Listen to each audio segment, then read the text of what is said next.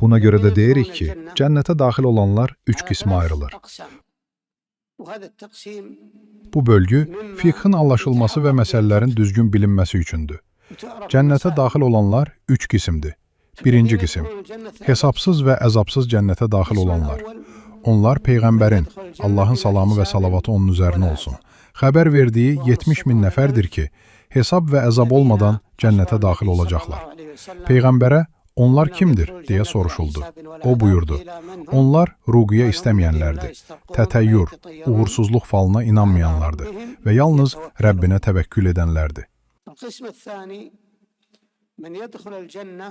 İkinci qism, hesabdan sonra, lakin əzabsız cənnətə daxil olanlar.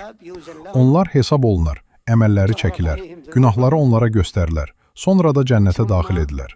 Bu ya onların yaxşı əməllərinin ağır gəlməsi ilə olar, ya da vacib kamilliyi tam şəkildə yerinə yetirdikləri üçün. Cənnətə girmədən əvvəl olan hesab ərzdir, əməllərin təqdim olunması. Amma müzakirə edilən, incəliklə sorğu-sual olunan hesaba gəlincə, Peyğəmbər buyurmuşdu. Kimin hesabı müzakirə olunarsa, o həlak olar. Beləcə ikinci qism, hesabdan sonra, lakin əzabsız cənnətə girənlərdir. Üçüncü qism, hesabdan və əzabdan sonra cənnətə daxil olanlar.